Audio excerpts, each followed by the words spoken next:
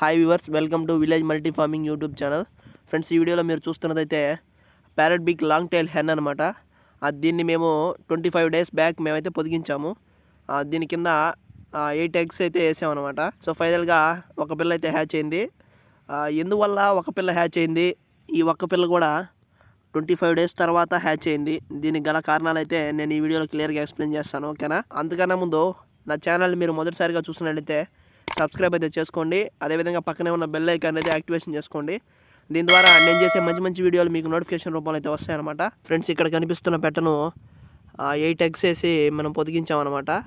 అయితే పొదిగించిన 7 డేస్ తర్వాత ఎగ్స్ క్యాండ్లింగ్ చేశాను.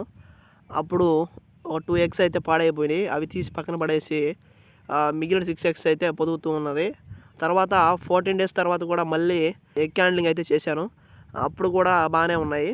సరే అని చెప్పేసి ఇంకా బాగానే ఉన్నాయి అని చెప్పి వదిలేశాను అనమాట. అలాగే తర్వాత 21 డేస్ అయింది, అయినా పిల్లలు అయితే హ్యాచ్ అవ్వలేదు.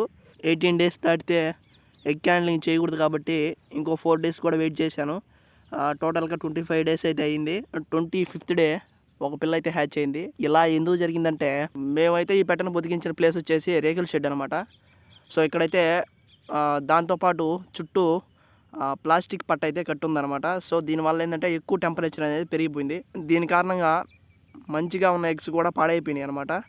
తర్వాత వచ్చేసి ఈ ఒక్క పిల్ల ఎందుకు హ్యాచ్ అయిందంటే, ఎగ్ పైన ఉండే షెల్ అనేది గట్టిగా ఉండడం వల్ల బయట ఉన్న టెంపరేచర్ని లోపలికి పోనీయకుండా, దీంతో పాటుగా ఎగ్ షెల్ అనేది బలంగా ఉంటే ఎంబ్రియో డెవలప్మెంట్ అనేది స్లోగా జరుగుతుంది. అందువల్ల 25th డే వరకు పిల్లలు అయితే హ్యాచ్ అయ్యాయి అనమాట.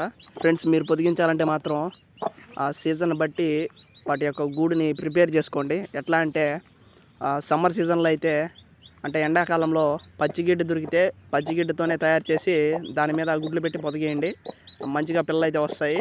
అదేవిధంగా వర్షాకాలంలో అయితే ఎండుగడ్డి మీద గుడ్లు పెట్టి పొదిగేయడం వల్ల ఎక్కువ పర్సంటేజ్ హ్యాచ్ అయ్యే అవకాశం అయితే ఉందన్నమాట.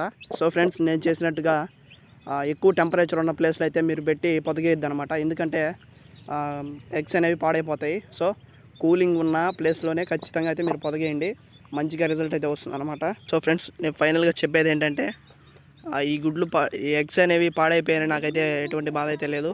ఎందుకంటే మంచి ఎక్స్పీరియన్స్ అయితే వచ్చిందనమాట. నెక్స్ట్ టైం ఇలా రిపీట్ అవ్వకుండా నేనైతే చూసుకుంటాను. ఈ వీడియోలో చూపిస్తున్నట్టు పొదిగే ప్లేస్ నుంచి చిక్స్ని తర్వాత మదర్ని అయితే సపరేట్ అయితే పక్కన పెట్టాలి. తర్వాత వాటికి పెట్టే వాటర్లో 1 ml విమ్రల్ని 100 ml వాటర్లో మిక్స్ చేసి ఆ వాటర్ అయితే చిక్స్కి అయితే పెట్టాలి. ఇలా పెట్టడం వల్ల చిక్స్ అనేవి మంచిగా గ్రోత్ వస్తాయి అన్నమాట. విటమిన్స్ డెఫిషియన్సీ అనేది లేకుండా ఫ్యూచర్లో మంచిగా గ్రోత్ వస్తాయి. ఓకే ఫ్రెండ్స్, ఈ వీడియో మీకు నచ్చినట్లయితే లైక్ చేయండి. అదేవిధంగా నా ఛానల్ సబ్స్క్రైబ్ చేయండి. పక్కనే ఉన్న బెల్ ఐకాన్ యాక్టివేషన్ చేసుకోండి. దీని ద్వారా నేను చేసే వీడియోలు మీకు నోటిఫికేషన్ రూపంలో అయితే వస్తాయి.